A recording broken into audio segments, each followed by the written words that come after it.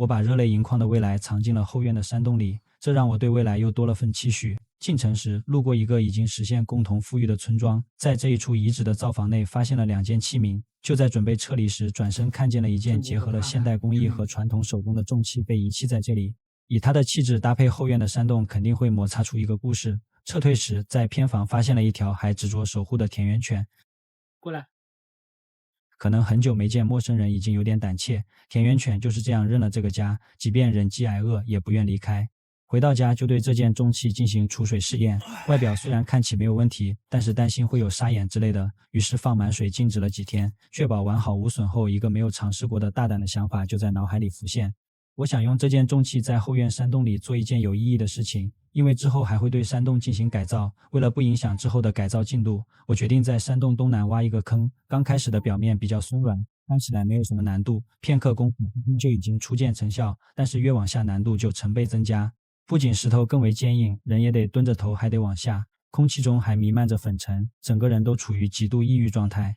为了这件事情能顺利开展下去，心里只能默默念着咒语：坎离正对，分4象，乾坤艮，含八方，八方有生，有死门，三则通气，风雷波。就差点蜡烛了。果然有咒语的加持，坑没有挖多深，风化石却堆了一大堆，偏大的就推到湖边之后弃保砍用，而相对细小的就走在前院花池里面。这种风化土自带颗粒感，透气离水，非常适合种植沙生植物。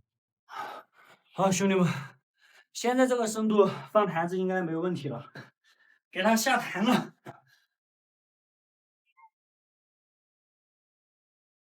哇！坛的四周预留了一定的空间，并且深度低于地面30厘米左右。接下来就该有温度的江河上场了。还是比较香的哈。可能有宝子会好奇颜色怎么有点偏黄，除非是那个啥吧。正常的不都是白色的吗？其实这是一个朋友已经窖藏了15年的，这次存放99斤在山洞。我想等房屋改造好，乔迁之喜时拿来招待亲戚好友。99斤倒完，还有2层左右的空隙，下面就到了最重要的封口环节。在山上找了些竹叶，这种是落叶，也是包粽子的材料，清洗晾干后用来垫在里面，边缘多余的剪掉。第2层就用科技膜包裹，最外面找了一些女娲补天剩下的泥土，加了一些干草和石灰，搅拌均匀，直接覆盖上去。像不像小时候玩的泥巴？为了稳当泥土用了2层，第1层摸光滑了，再覆盖的第2层，让泥土厚实稳重的同时，尽可能的减少气泡。